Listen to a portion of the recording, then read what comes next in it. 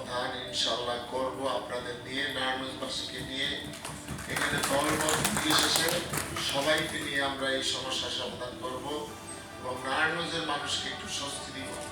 এবং সেই স্বস্তি, আমরা এটাকে যুদ্ধ বলতে চাই না, কারণ যারা বসে তাদেরকে বুঝাইয়া প্রথম আমরা 4-5 দিন আমরা মাইকিং করব, যাতে কেউ না বসে। আমরা কারো প্রতি জোর জবরদস্তি করতে চাই না। গতকাল আমি ওই যে সিদ্ধিরগঞ্জে একটা রাস্তা বিসবিসিতে গিয়েছিলাম, আমি সেখানে যে দেখলাম রাস্তার মধ্যে ওই যে গ্যাসের যে সিলিন্ডার আছে, শত শত সিলিন্ডার এবং ব্যবসা ওই জায়গায় করতেছে।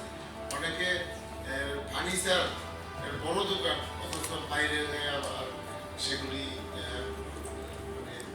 সে স্তূপ করে রাখছে।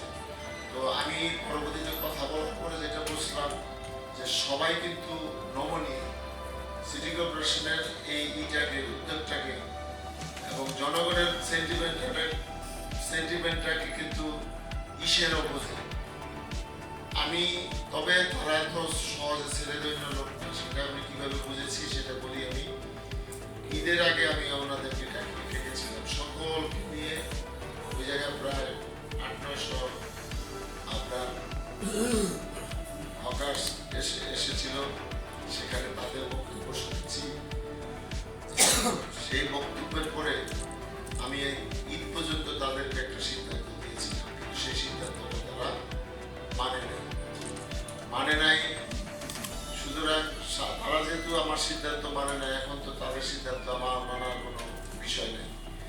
এখন শুধু আমি আপনাদের মাধ্যমে, কারণ আপনারাই পারেন নারায়ণগঞ্জের মানুষকে এই ব্যাপারে সচেতন করতে, কারণ এই বক্তব্য, আজকে যে বক্তব্যগুলি দিলেন, এই বক্তব্যগুলি যদি জনগণ জানতে পারে, জনগণ উদ্বুদ্ধ হবে।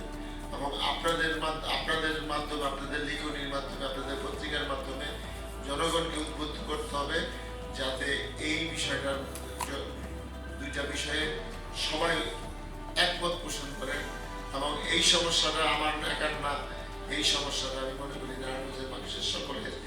এই সমস্যা থেকে আমাদের বের হয়ে আসতে হবে এবং